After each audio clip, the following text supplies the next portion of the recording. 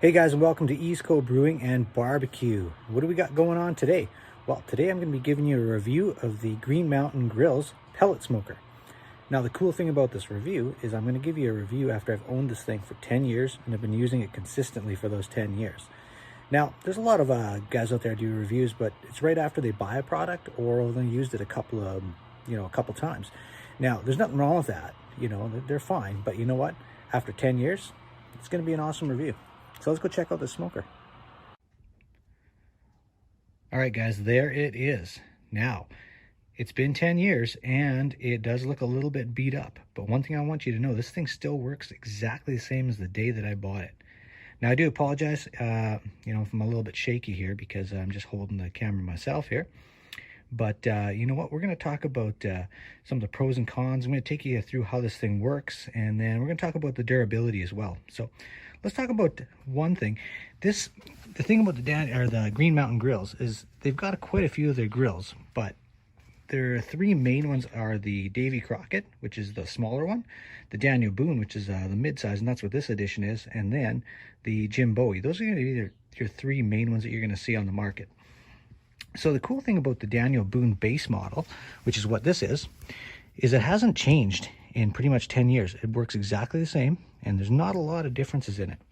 Now, one of the things that they have actually upgraded on the base model is the temperature control. So they've added like better buttons that work a little bit better. The display is just a little bit better in here, as well as they've added a meat probe right here that actually goes into the side. And so you can actually watch the internal temperature of your meat right on the temperature gauge here. Now, one of the other things that they've added an upgrade that you can get, which is a Wi-Fi controlled temperature controller. So you can monitor your temperature and increase it, decrease it, look at how many pellets are left in it, as well as the internal temperature of your meat, all from an app. And you don't even need to be here, which is kind of cool. But that's an upgrade. So we're just going to be talking about the base model here.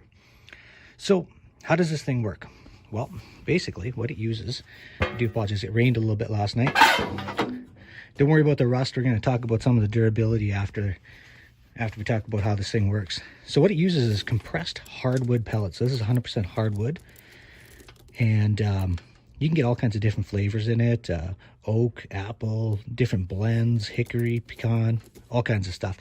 So what it does is that you put them in here in the hopper, and then it goes inside in an auger. But one thing I want to talk about here, one of the things I like about the Green Mountain grills is underneath here is a hopper fan. What that hopper fan does is it actually keeps your pellets nice and dry, as well as it blows any of the dust. See these dust particles here? Like that? It blows all that dust away from the pellets so that when they go down the auger, they don't jam up and clog up your auger. As well as that fan also serves the purpose of pulling any heat away from these pellets, because you might get some heat coming back in through the auger and prevents a hopper fire. So that's kind of a cool feature about the Green Mountain grills, that they have that fan underneath here. Also, there's a little thing on the side here. It's called a low pellet alarm. So if you actually get a low on pellets, they'll actually start to go off, which is a low pellet alarm, which is kind of cool. All right, let's take a look inside.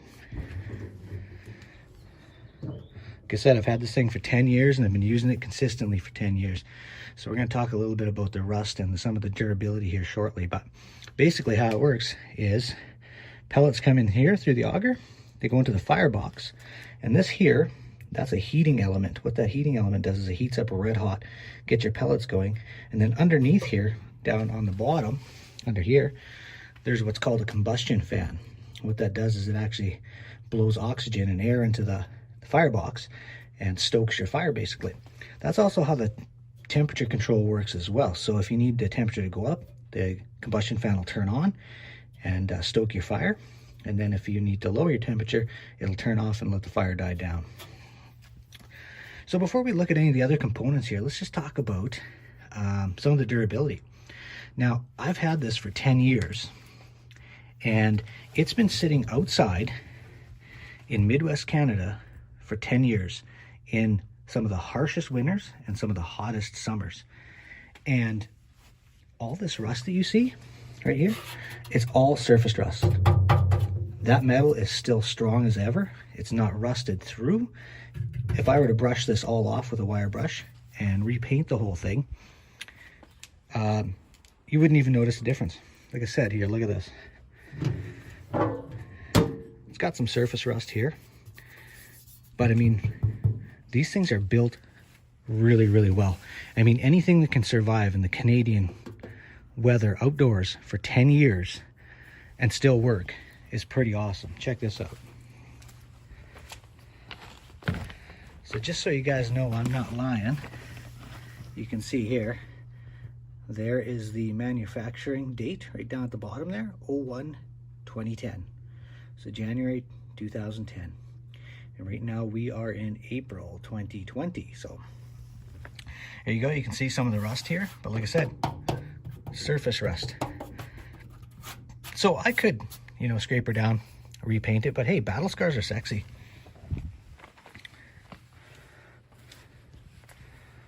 Okay, so let's take a look at a couple of these components. So I'm gonna get the rest of the components. We'll show you how those all work. Okay guys, next thing we got here is the heat deflector. So the heat deflector just goes over top of the firebox. Yeah, it's a little bit rusty, but hey, there's nothing wrong with it. It still works the same as I got the day I bought it. Now, one of the things that happened with this one is it actually warped a little bit. So it is twisted a little bit. And that happened about after the first month that I bought it. But I've been using this thing, like I said, consistently for 10 years, and it's never caused an issue. It works just fine. That goes in there like that. Next, you have this here. This is your drip tray. So how that goes in is right in here. It hooks right in here and right over here into the trough, and it actually goes in on an angle, okay? And then it's actually a little bit of a challenge to actually get in there, so I'm not gonna do that on film here because it's kind of hard to do with one hand. And then all your grease goes down the drip tray and then into your grease bucket on the outside right there. Now, what I do to keep this thing clean is actually, or easy cleanup, is I actually line it with tin foil before I use it, and then when I'm cleaning it up, I just take the tin foil off, throw it out, and you're good to go. Now this thing, still original, still good metal. It's not rusted through, it's just surface rust, and that's about it. Then your grates go on top of that, and basically that's it. It's good to go. So one of the things I wanted to mention, I've had this thing, this base model, Daniel Boone, for 10 years. And I've never replaced a single part on it. All original pieces, been working for 10 years. I've never had a major breakdown. I did have a couple of breakdowns, but they weren't major. So I had a problem with the temperature gauge here. I couldn't get the buttons to work up and down. So I called Green Mountain Grill, and they got great customer service. I left a message and they called me back within a half an hour. All I had to do was take that apart, or like just take it off, take some compressed air and blow it on the back. And what had happened is sometimes the dust from the pellets kind of clog it up a little bit, and that was it. The only other thing that I had, breakdown that I had, wasn't really a breakdown. I had a pellet jam happen down in here.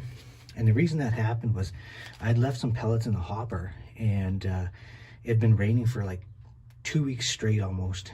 And so I think some moisture got in there, and then the pellets got a little bit damp, and then they just jammed up. So all I had to do was take the pellets out of the hopper, clear the jam, put in dry pellets, and boom, you're good to go. Other than that though, that's the only thing that's ever happened. And like I said, these are all the original parts sitting outside in the Canadian Midwest for 10 years. And this thing still works the same as the day I bought it. So, what are some of the pros about these things? A couple of the pros, one of the things I like is you can use any brand of pellets. I've used Green Mountain Grill pellets. I've used Weber. I've used Traeger, No Name, pretty much any brand on the market you can use in here. Some of those other pellet grills say that you have to use their brand of pellets or you void their warranty. Now, I don't know if that's true or not, but anyways, one thing I know about the Green Mountain Grills is you can use any pellet and it'll work just fine.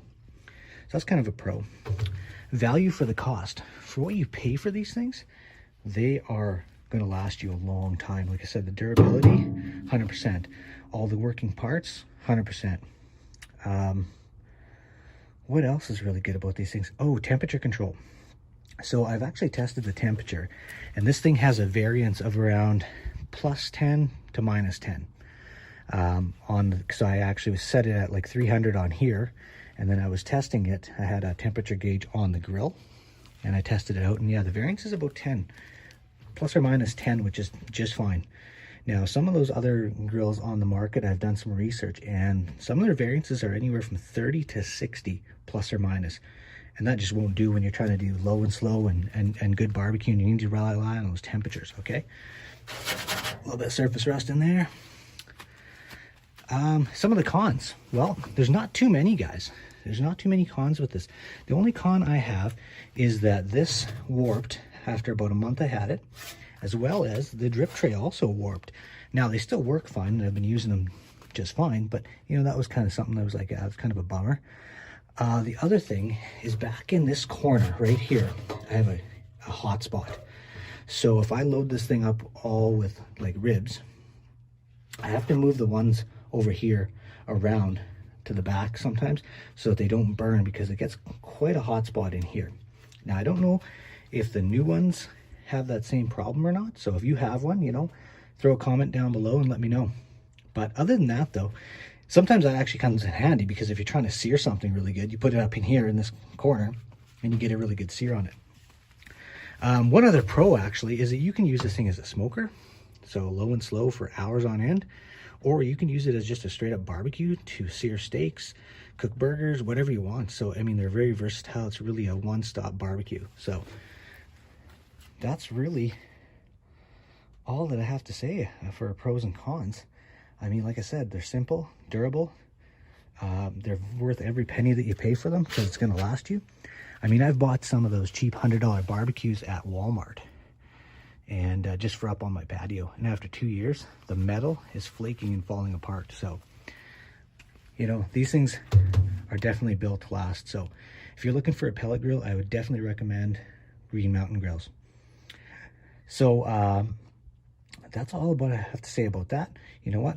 I'll fire this thing up and I'll do some cooking on it today. I'll bring you in to show you what that looks like.